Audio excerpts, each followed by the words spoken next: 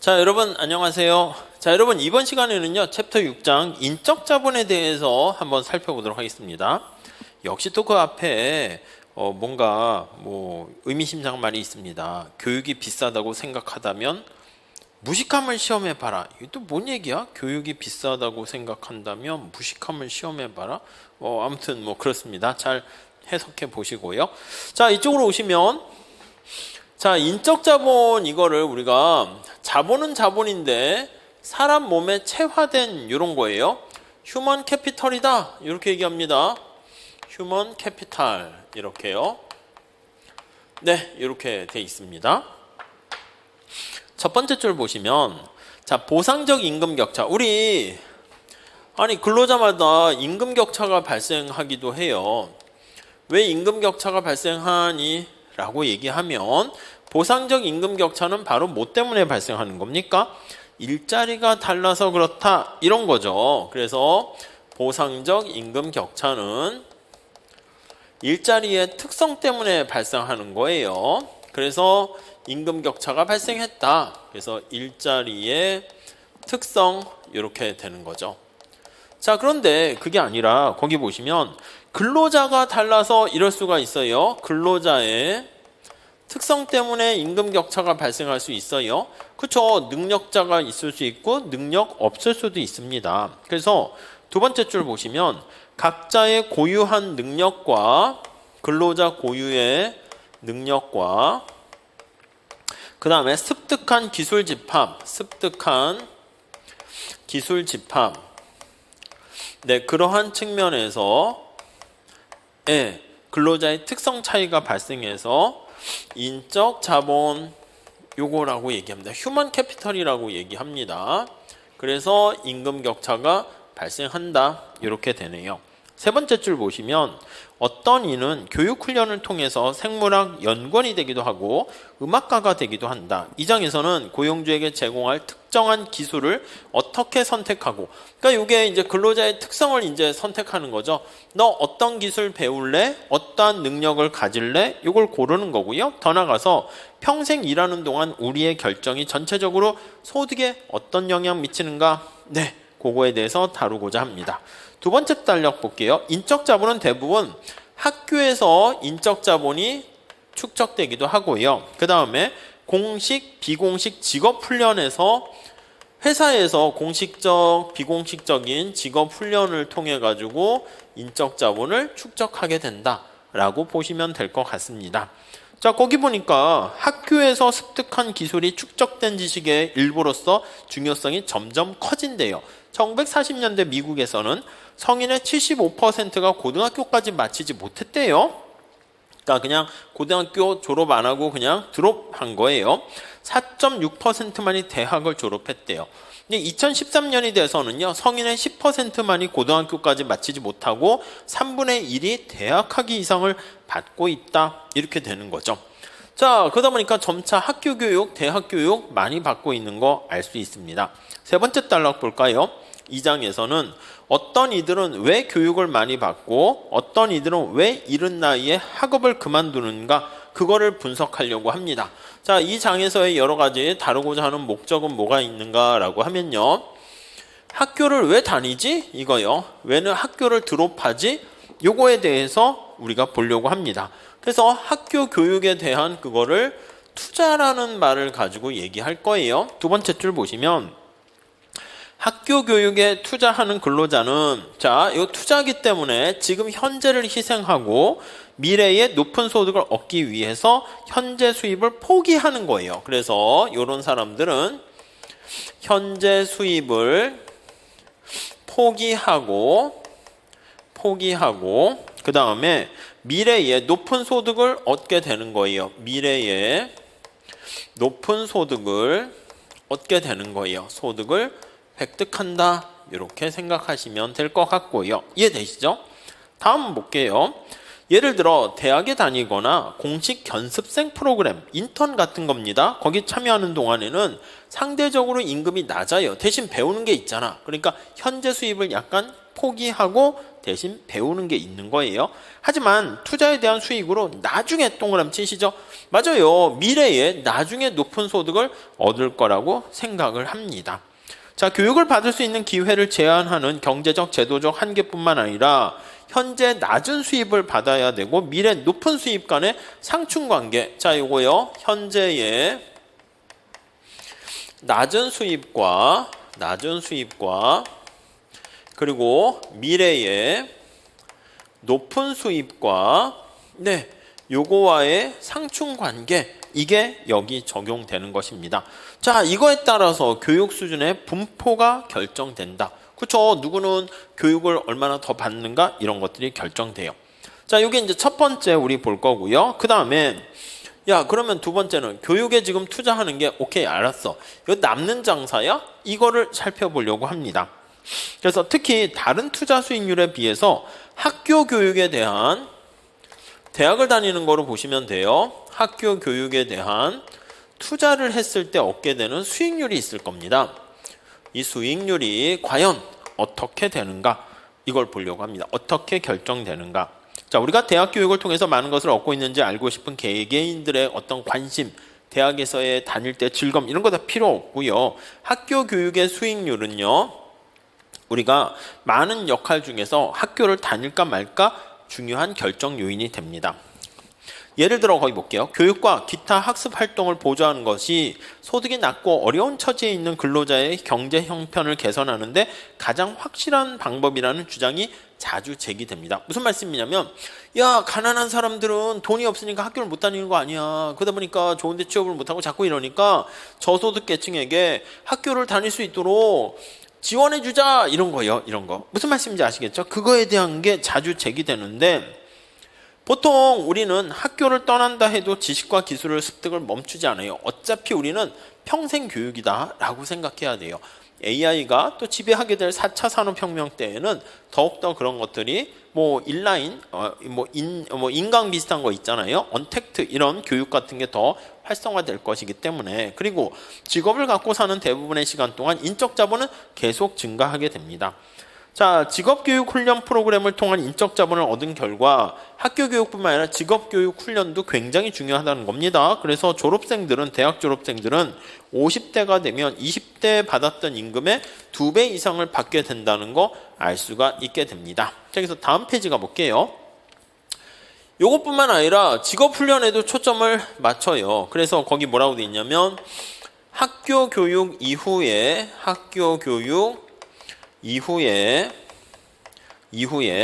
투자의 특정 경로, 투자의 어떤 특정한 경로를 어떻게 선택을 하는가, 이런 거에 대해서 관심을 갖게 되고요.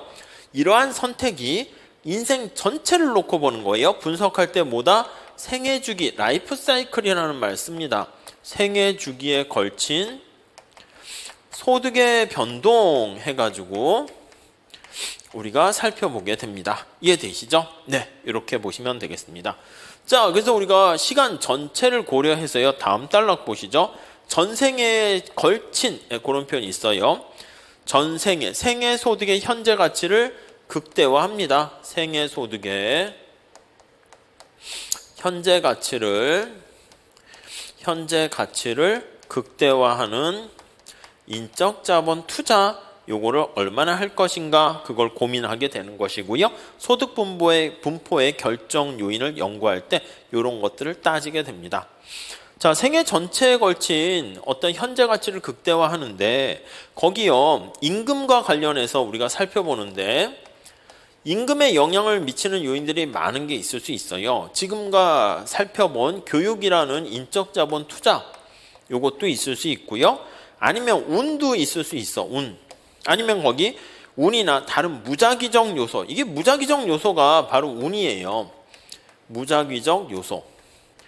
아니, 우리 길거리 가다가 기인을 만날 수 있어. 자기를 도와주는 사람 만날 수 있습니다. 거기 보니까 일하러 가다가 나이든 억만장자를 만났는데 아니면 헐리우드 식당에서 아침을 먹는데 때마침 영향력 있는 에이전트가 들어왔다는 등의 그런 무작위적인 요소, 운이죠. 운빨이죠. 이런 것들이 있을 수 있고, 그 다음에 거기 보니까 행운, 외모, 적기적소에 있었던 그러한 행운, 이런 것들도 볼 수 있는데 지금 그거는 다 우리가 고정되어 있다라고 컨트롤 할 겁니다. 통제할 거예요. 세터리스 페리부스 이렇게 전제로 하고, 우리는 뭐에 초점 맞추냐면 교육을 증가시켰을 때 임금이 얼마나 되는가, 보통 이게 플러스가 되지 않겠습니까? 그런 거에 대해서 살펴보려고 합니다. 자, 그래서 1번 노동시장에서의 교육 이렇게 나와 있어요. 노동시장에서의 교육, 네, 요걸 한번 보도록 하시죠. 자, 거기 보니까 정형화된 사실 이렇게 있습니다. 첫 번째 줄에 미국인들의 교육 수준 분포를 요약하고 있는데, 거기 보니까 남녀 간의 차이는 밑에 표를 보면 별 차이는 없네요.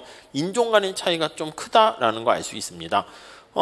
백인의 약 6%, 아시아계 미국인 9%가 고등학교를 마치지 않고 대학까지 진학하거나 그런 건데, 아니면 고등학교를 졸업을 했습니다. 근데 아프리카 출신 아니면 남미 출신들은 조금 교육열이 좀 떨어져요. 그래서 아시아 국가가 좀 교육열이 높다는 거 알 수가 있습니다. 자, 그 다음 밑에서 세 번째 줄 보시면 교육이 경제활동 참가율, 실업률, 소득과 상관관계가 강하다라는 것을 우리가 확인할 수 있겠습니다. 다음 페이지에 가보시면 그런 표가 나와 있는데요. 그냥 참고로 보시고 넘어가시면 될 것 같습니다. 자, 그 다음에 두 번째, 노동시장에서 교육의 어떤 현황에 대해서 살펴봤고요. 우리가 지금 앞서 본 것처럼 현재와 미래를 같이 고려하는 것이기 때문에 현재 가치라는 그 개념에 대해서 여러분들 살펴보셔야 되겠습니다. present value라는 표현을 써요. 현재 present value. 자, 미래에 발생하는 그런 가치는 현재 시점으로 디스카운트, 할인을 합니다. 첫 번째 줄 보시죠. 투자 결정에 대한 모든 연구는 각기 다른 시점에서, 다른 시점 밑줄 치세요. 비용과 수입을 비교해야 된다. 다른 말로 말하면 투자자는 현재 비용을 미래 수익과 비교해서 투자 수익을 계산할 수 있어야 된다. 자, 지금 비용은요, 현재 시점에서 비용이 발생했어요. 현재 돈이 투자가 된 거야. 근데요, 수익은요, 뭘 비교해야 되냐면 수익은 미래에 발생하는 거야. 아시겠지만 지금 내 손 안에 있는 100만 원과 10년 후에 100만 원은 가치가 달라요. 무슨 말씀인지 아시겠죠? 자, 그래서 이걸 동일 시점으로 우리가 만들어줘야 돼요. 비교하려면 뭔가 여건을 똑같이 만들어야 되니까 미래에 발생하는 수익은 현재 시점의 가치로 이거를 디스카운트 한다 해서 할인한다라는 말을 써요. 디스카운트 이런 표현을 씁니다. 할인하는 거, 이거를요 현재 가치화한다, 프레젠트 밸류로 만든다, 이렇게 표현을 하게 됩니다. 무슨 말씀인지 아시겠죠? 자, 그래서 거기 두 번째 단락 보세요. 누군가 당신에게 두 가지 금전적 제안을 했대. 너 지금 $100 받을래? 내년에 $100 받을래? 아니, 그렇게 하면 잠깐 어떤 걸 좋아하겠어요? 지금 $100를 선호한다고, 당연히. 그렇죠? 왜냐면 내가 만약에 지금 $100를 100원을 갖고 있어요. 그럼 요게 1년 후는 어떻게 돼요? 1년 후에는 은행에 돈을 넣으면 이자 수익을 얻게 되는 거죠.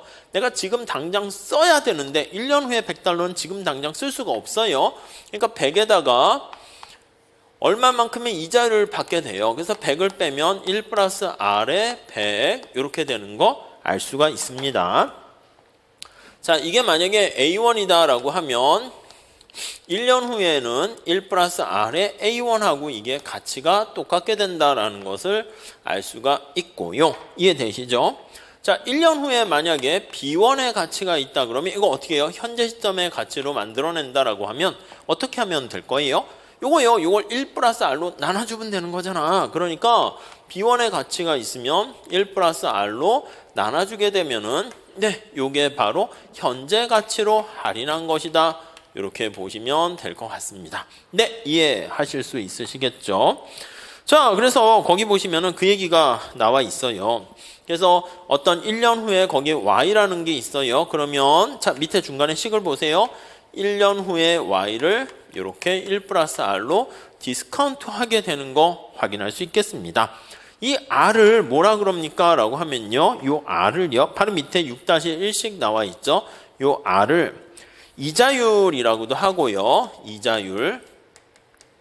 그러니까 이자율은 현재 시점에서 미래로 갈 때 얼마큼 더 붙는가 그거이고요. 미래 시점에 있는 걸 현재 시점으로 끌고 오는 걸 할인율 이렇게 합니다. 그래서 디스카운트하는 레이시라고 하는데 그냥 같은 말로 하세요. 그래서 할인율, 이자율 이렇게. 아니면 뒤에 보면 이제 나중에 뒤에 나오겠지만 시간 선호율 이렇게도 쓸 거예요. 현재를 얼마나 좋아하는가라는 걸 얘기해요. 시간, 현재, 시간의 선호율. 네, 이렇게 보시면 될 것 같습니다. 네, 시간 선호율 이런 것도 같은 맥락으로 보시죠. 자, 그렇게 봐주시고요. 자, 이상의 논의를 통해서 만약에 1년 후에 발생하는 거는 이렇게 됐고요. 요거 어떻게 됩니까? 1년 후 더하면 여기다 이자가 또 붙어 1 플러스 R에 제곱해서 A가 붙기 때문에 2년 후의 가치를 현재 시점으로 디스카운트 한다라고 하면 어떻게 돼요? 밑에 6-2씩 나와 있습니다. 1 플러스 R에 제곱으로 미분하면 나눠주면 돼요. 그러니까 2년 후에 여기 보시면 지금 시점이 아니라 1년 후, 여기가 1년 후, 여기가 2년 후, 2년 후에 어떤 Y라는 가치가 있는데 요거를 지금이야 지금 현재 시점의 가치로 디스카운트를 한다라고 할게요. 이렇게 디스카운트 한다 합시다. 이렇게 하게 되면은 이거 어떻게 합니까? 예, Y를 1 플러스 R의 제곱으로 이렇게 할인을 하게 되는 거 알 수가 있습니다. 이해하시겠죠? 네, 이렇게 식 관계 로테이션 좀 체크해 보시면 되겠어요. 자, 그래서 다음 페이지 가보시면 T년 후에 나와 있는 Y달러의 현재 가치는 1 플러스 R의 T로 나눠주면 오케이 될 것 같습니다. 이해되셨죠? 자, 그 다음에 학력 선택 모형 한번 살펴볼게요. 자, 학력 선택 모형. 내가 고등학교만 졸업할까 아니면 컬리지를 다닐까 대학을 다닐까 그 정도를 우리가 어떤 선택을 하는 게 바람직할까 그걸 보려고 합니다. 첫 번째 줄 보시면 높은 교육 수준은 자, 교육 수준이 높으면 교육 수준이 올라갈수록 어떻게 됩니까? 라고 하면요. 실업률이 낮고 소득이 높아요. 소득은 높고요. 실업될 가능성은 떨어집니다. 이렇게요. 예, 그렇게 있고요. 그래서 그렇다면 그럼 왜 모든 근로자는 야야 교육 수준이 높으면 돈도 많이 번다는데 왜 그러면 대학을 안 가? 대학원 안 가? 박사학위 왜 안 받아? 이렇게 할 수 있다고요. 근데 이게 얻게 되는 이득도 있지만 그에 따른 비용까지 고려해야 되는 거죠. 우리는 결론은 알고 있어요. 비용 편익 분석이라 해가지고 야, 너 노무사 시험 보면은 뭐 자격증 있고 돈 많이 벌고 좋은 거 아니야? 그거 왜 안 해? 왜 안 하긴. 근데 노무사 붙을 때 비용이 들어가고 스트레스를 받고 또 자칫 잘못하면 영원히 안 붙을 수 있고 그러한 리스크가 있으니까 그거 대비 이득 비교해서 우리가 의사결정을 하는 거죠. 무슨 말씀인지 아시겠죠? 자, 그게 두 번째 단락에 나와 있습니다. 이 중요한 질문에 답하기 위해서 분석을 시작하기 전에 앞서 근로자는 자, 몇 가지 가정을 할 겁니다. 어떤 가정인가 보면 일생소득의 현재 가치를 극대화하는데 필요한 수준으로 교육을 받는다고 가정합니다. 자, 뭐를 극대화한다? 평생소득이야. 일생 전체 소득의 현재 가치입니다. 이해 가세요? 그러니까 내가 일생 동안 벌어들이는 소득이 있을 거 아닙니까? 그거에 대한 디스카운트한 값을 우리가 극대화하려고 한다. 이렇게 보시면 될 것 같고요. 따라서 교육과 기타 형태의 훈련은 소득을 증가시킨다는 점에서는 가치가 있다라고 가정해요. 교육을 받으면 소득이 올라간다. 그것까지는 오케이. 자, 대학 교육을 받게 되면 또 다른 어떤 혜택들이 있어요. 어떤 혜택이 있는가 보면 학생들에게 독일 철학자 니체 책을 읽고 이해하는 방법, 또 복잡한 수학 방정식을 푸는 방법, 이거 대학에서 배우는 거지. 근데 그런 것들 있을 뿐만 아니라 잠재적 결혼 대상자를 많이 만날 수 있어. 뭐 그런가요? 아무튼 잘 모르겠네. 아무튼 뭐 대학 다니면서 커플 CC 탄생할 수도 있으니까 결혼 시장에 들어가는 비용을 줄이는 역할까지도 한다. 뭐 그러네요. 저자분은 그렇게 봤고요. 아무튼 근데 그런 부수적인 역할들은 효과는 다 무시하고요. 교육의 금전적인 측면에만 초점을 맞추겠다라고 거기 나와 있습니다. 가정은 교육했을 때, 대학을 갔을 때 효과는 금전적인 돈 측면에만, 아니면 화폐 가치로 바꿔버리는 거예요. 금전적인 측면만 고려, 이렇게 보시면 될 것 같습니다. 자, 거기 밑에 얘기가 나와 있는데, 자, 다음 단락. 이제 막 고등학교 졸업장을 받아들고 바로 노동시장에 뛰어들어야 할지, 아니면 대학에 들어가야 할지, 4년을 늦춰서 직장 생활을 할지 말지. 18살에 직면한 어떤 남성이 있어요. 낭랑 18세 같이 18살 이렇게 있습니다.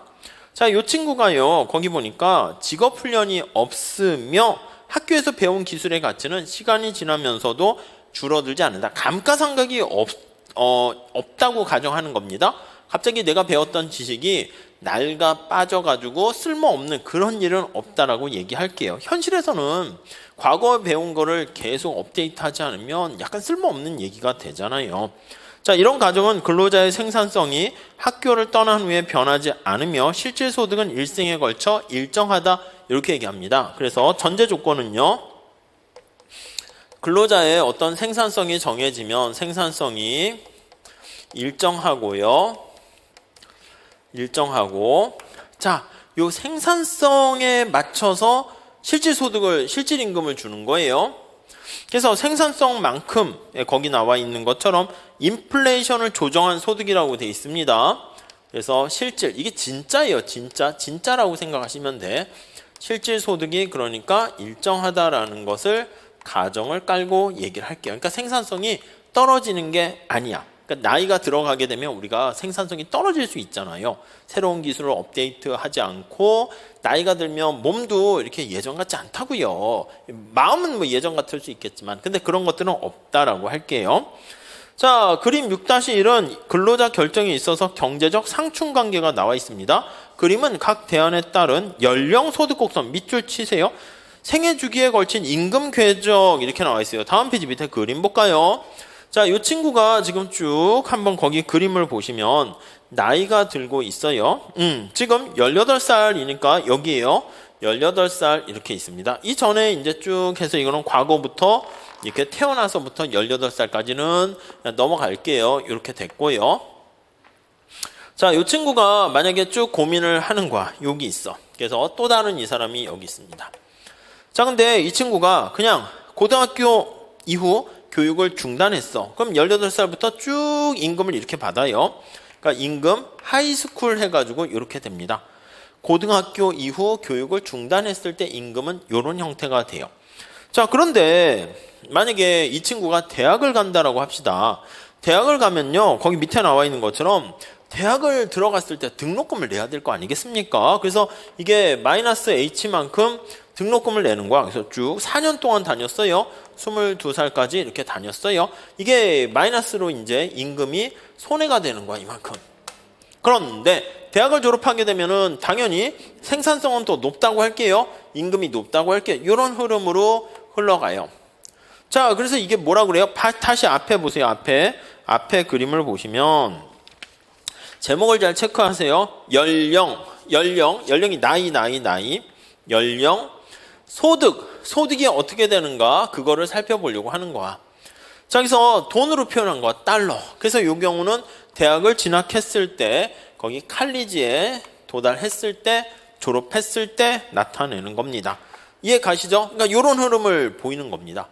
자, 그럼 이제 고등학교 때랑 비교를 해보면, 고등학교 때는 이 녹색깔로 칠한 게 고등학교의 전체 임금의 합이 되겠고요. 대학을 다니면 처음에 이만큼 돈을 못 벌어요. 고등학교 때 다니는 것까지 하면 이만큼 기회비용을 발생시키는 거죠. 그 다음 이만큼 더 벌게 돼요. 그래서 우리가 이제 비교하는 거는 내가 대학을 다니면서 이만큼 직접적인 비용뿐만 아니라 이거는 직접적으로 등록금 같은 거 나가는 거예요. 뿐만 아니라 회사를 다녔다면 벌 수 있는 돈, 그 기회비용이라고 그러죠. 이것까지 고려해야 되는 거예요. 기회비용. 기회비용에는 이런 것도 포함시켜요. 암묵적 비용도 포함돼요. 직접 비용도 물론 포함돼요. 이거 둘 다 기회비용이야, 이게 다. 거기에다가 이만큼 추가적인 이득을 얻게 돼요. 자, 그래서 거기 한번 볼게요. 256페이지 첫 번째 줄. 대학이 입학하게 되면 대학 진학 시 대학을 진학 시 첫 번째 줄 보세요. 자, 근로소득에서 WHS를 포기하고, 그쵸? 4년간 W 하이스쿨의 임금을 포기하고요. 그거 비용이 여기 나와 있는 이거예요. 이만큼을 포기해야 되고요. 이해되시죠? 자, 그 다음에 학비, 책값, 각종 경비로 H만큼의 각종 경비가 발생합니다. 경비로 직접 비용을 지출하게 됩니다. 네, 이해하시겠죠? 이렇게. 그렇게 된 다음에 은퇴할 때까지는 WL만큼 쭉 받게 돼요. 그래서 이렇게 지출하고 졸업 후, 요거 이후에 졸업 후 어떻게 된다? 졸업 후 W 칼리지의 임금을 수령하게 된다라고 보시면 되겠습니다. 자, 그래서 두 번째 단락 볼게요. 대학에 들어가면 두 가지 다른 종류의 비용이 생긴다는 것을 나타낸다. 대학에 다니는 동안 노동시장에서 한 해 이탈하기 때문에 저임금의 알바를 하면서 한 해를 보내야 되기 때문에 대학 교육으로 근로자는 소득의 일부를 포기해야 되고요. 이만큼 소득의 일부를 포기해야 되고요. 그것이 또 학교 다니게 될 때 기회비용이라는 말 나와 있죠. 경제에서 되게 중요한 겁니다. opportunity cost, 최상의 대안을 선택하지 않은 데 따르는 비용이다 라고 보시면 되겠습니다. 자, 학생이 대학 갈 때 기회비용은 매년 이 하이스쿨만큼 요거를 포기해야 됩니다. 요거에다가 또한 그 학생은 학비, 책값과 같은 다양한 기타 H 비용을 지불해야 돼요. 자, 다음 줄. 대학 교육이 학생에게 소득을 올려주는 것 외에 고유한 가치는 없다고 가정. 그러니까 대학 가서 뭐 여러 가지 동아리 활동하고 이런 즐거움은 빼는 거예요. 그것까지 다 얘기해버리면 산으로 갈 수 있으니까. 그래서 그걸 빼버리고 고학력 근로자를 채용하고자 하는 고용주는 더 높은 임금을 지불하려고 하기 때문에 당연히 전제 조건이 뭐라고요? 단 여기 W 칼리지를 갔을 때 임금이 하이스쿨 갔을 때 임금보다 크다, 이렇게 생각하시면 될 것 같습니다.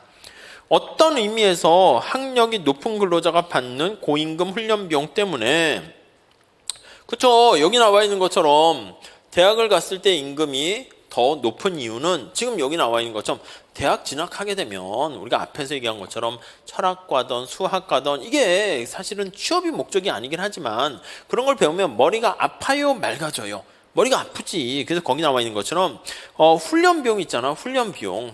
대학을 가면서 나름대로 훈련을 받는다고요. 앞에 나와서 조별 과제라든가 발표한다거나 이런 것도 다 스트레스가 될 수 있거든. 그래서 이러한 훈련 비용의 보상적 격차 측면의 요인이 효과가 있다라고 보시면 되겠습니다. 그래서 근로자가 대학에 다님으로써 어떤 다른 이득도 얻지 않는다고 가정하기 때문에 대학 졸업생이 고등학교 졸업생보다 수입이 적으면 아무도 대학을 다닐 생각이 없을 거예요. 당연하죠. 자, 그래서 우리가 연령소득 곡선의 현재 가치를 볼게요. 연령소득 곡선의 현재 가치, 현재 시점으로 봐야 되는 겁니다. 지금 이 그림 나와 있는 거를요, 직접 계산을 해보려고 해요. 자, 다음 페이지 가볼게요. 자, 고등학교 교육만 다녔을 때 현재 가치 프레젠트 밸류를 하이스쿨로 한번 봅니다. 자, 그럼 고등학교 다니면 바로 18살부터 그냥 바로 임금을 받아요. 자, 그래서 요건 어떻게 됩니까 하면 쭉 임금을 받게 돼요. 그래서 첫 번째 해에 W 거기 보시면 하이스쿨 임금을 받고요. 1년 후에 W 하이스쿨 받고요. 2년 후에 W 하이스쿨 점점점 가가지고 거기 보니까 뭐 46살까지 해가지고 하이스쿨 임금을 받게 됩니다. 그러니까 46년 동안 직장 생활을 하게 됩니다. 자, 그러면 요거 현재 가치로 나타낸다라고 하면은 이걸 단순히 그냥 더하면 안 돼요. 지금 시점에서 올해 지금 바로 받는 거는 그냥 임금 해도 되는데 미래에 받는 거는 이렇게 할인을 해야 됩니다. 요거 2년 후니까 1 플러스 R의 제곱으로 할인을 이렇게 가다가 46년 후에 받는다라고 하면 1 플러스 R의 46으로 할인을 해야 됩니다. 자, 이렇게 할인을 한 값을요 다 더하게 되는 거예요. 더하기 점점점 더하기 이렇게 되는 거 알 수가 있어요. 자, 매해에 한 항씩 47개 항이 있죠. 여기가 1부터 여기가 1이 생략된 거잖아. 1부터 46까지 있으니까 요거까지 하면 47개 항이 생기는 겁니다. 자, 만약에 대학을 졸업했다라고 하면 어떻게? 대학 가는 걸 선택했어요. 칼리지를 갔을 때 얻게 되는 어떤 임금 흐름의 소득 흐름의 현재 가치를 보면요. 첫 번째는 대학 교육과 관련된 직접적인 비용이 있어요. 마이너스 H, 매년 H가 들어가는 거야. 두 번째도 H, 세 번째도 H, 4년 동안 다니는 거니까 H 이렇게 됩니다. 자, 그 다음에 이거를요, 현재 시점으로 디스카운트 해야죠. 그러니까 역시 1 플러스 R, 그 다음에 1 플러스 R 제곱, 이것도 1 플러스 R의 3승. 이렇게 해가지고요, 내가 대학을 다니게 되면 이만큼 직접적인 비용이 발생하게 됩니다. 그래서 대학 교육에 뭐라고 되어 있어요? 대학 교육의 직접 비용 이렇게 나와 있고요. 직접 비용. 자, 이거랑 더하기 대학 졸업 후에 나의 현금 흐름은 어떻게 됩니까? 거기 보니까 이제 칼리지 임금을 받게 돼요. 근데 요거는 4년 후에 받는 거잖아. 1 플러스 R에 4 더하기 칼리지 임금을 받아요. 1 플러스 R에 5 더하기 점점점 해서 끝에 칼리지 임금을 받습니다. 1 플러스 R에 46 이렇게 받게 되는 거 알 수 있어요. 이만큼의 비용을 드리고 이만큼의 좀 더 높은 소득을 받게 됩니다. 자, 다시요. 첫 번째 4개 항은 대학 교육에서 발생한 직접 비용의 현재 가치에 해당하고요.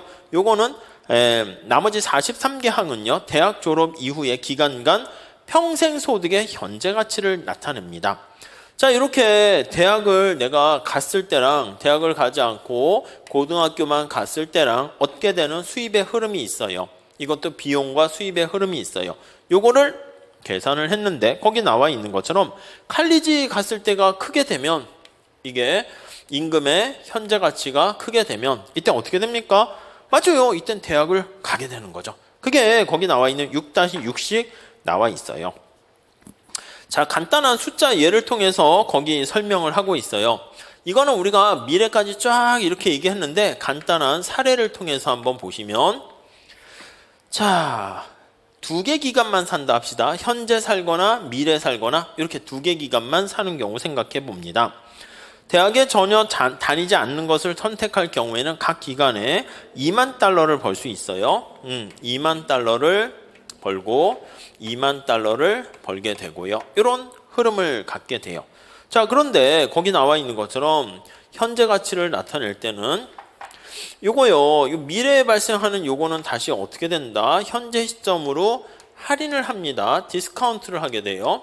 어떻게 할인합니까? 라고 하면 2만 달러 있는 거를요, 1 플러스 R로 디스카운트해서 할인한 걸 더하면 되겠습니다. 밑에 6-7식이 바로 거기 나와 있어요. 자, 근데 그게 아니라 밑에 나와 있는 것처럼 대학을 내가 갔어요. 그러면 첫 번째, 이렇게 대학 교육에 대한 직접 비용이 발생해. 거기 보니까 5,000달러에 의한 5,000달러에 해당하는 직접 비용이 발생하고요. 그 다음에 대학에 들어가서요, 47,500달러에 돈을 벌게 된다고 할게요. 그럼 이거를 단순히 더하는 게 아니라 이거 더하기, 이것도 현재 시점으로 디스카운트해서 할인을 하는 거죠. 자, 그래서 정리를 해보면 요 R 값에 의해서 결과가 달라지게 되는 것을 알 수가 있습니다. 자, 그래서 여기다 다시 정리할게요. 자, 현재 가치로 봤을 때 내가 그냥 고등학교만 졸업하게 되면은 거기 2만 더하기 2만을 1 플러스 R로 할인을 하고요. 자, 대학을 졸업했어요. 그럼 첫 해에는 5,000이라는 돈을 날리지만 47,500이라는 더 높은 임금을 얻게 돼요. 1 플러스 R로 디스카운트 할인을 해요. 자, 그러면 이게 어느 게 값이 큽니까는요, 결과가 R에 따라서 달라요. 할인율에 따라서 결과가 달라지는 걸 알 수 있습니다. 자, 그래서 만약에 R이 5%면 값이 어떤 게 커요? 얘가 크고요. R이 15%면 부등호가 얘가 큰 걸 알 수가 있습니다. 이해되시죠? 자, 그래서 다음 페이지 가볼게요. 자, 그래서 다음 페이지는요. 두 번째 줄 보세요. R이라는 거. 자, 밑줄 치세요. 학교에 다닐까 말까에 대해서 중요한 역할을 합니다. R이 5%가 되면은 학교에 다니는 걸 선택하게 돼요. 대학을 다니는 걸 선택하고, 할인율 R이 커. 15%면 미래에 발생하는 돈을요, 디스카운트를 크게 하는 거야. 그렇기 때문에 거기 나와 있는 것처럼 교육에 대해서 투자해봤자, 야, 그 뭐 먼 미래에 좀 이렇게 많이 받는 게 무슨 소용이 있냐?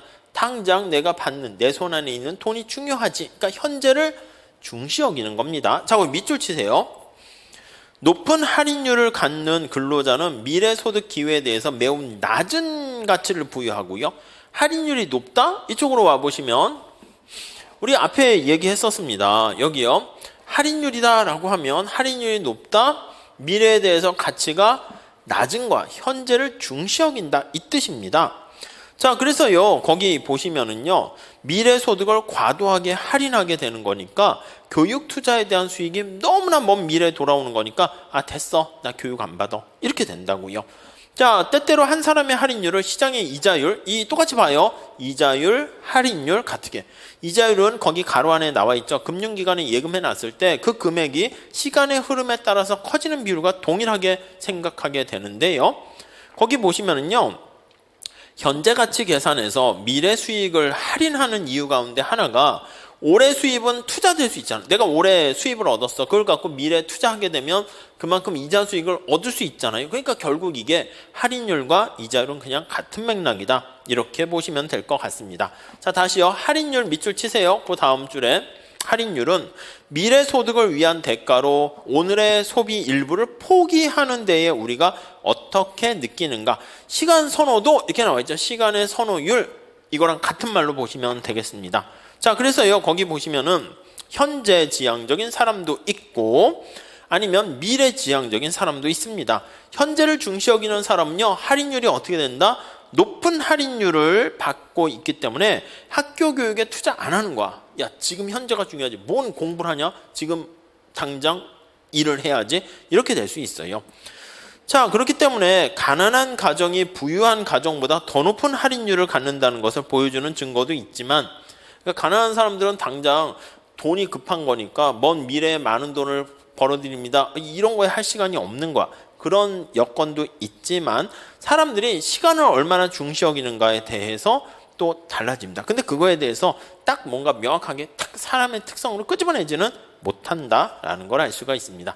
자, 이렇게 해서요, 우리가 인적 자본에 대한 개념과 학교 교육을 받을까 말까에 대한 이 수익과 관련된 돈을 현재 가치로 나타내는 걸 우리가 봤어요. 그래서 요거와 관련해 가지고요, 연령 소득 곡선을 그림을 그렸고요. 그 밑에 보시면 임금 학력 곡선이라는 게 있는데 요게 이제 또 우리가 이제 봐야 될 내용입니다. 요거는요, 우리 다음 시간에 연결해 가지고요, 그 다음 인적 자본에 대한 내용을 조금 더 들어가도록 할게요. 자, 휴먼 캐피털이 교육과 관련해서 얼마나 의미가 있는가, 그리고 여기서요, 현재 가치로 디스카운트해서 식을 쓰는 거 있잖아요. 1 플러스 R로 나눠주는 거, 그것만 좀 잘 체크해 주시면 좋겠습니다. 자, 오늘 여기까지 하도록 하겠습니다.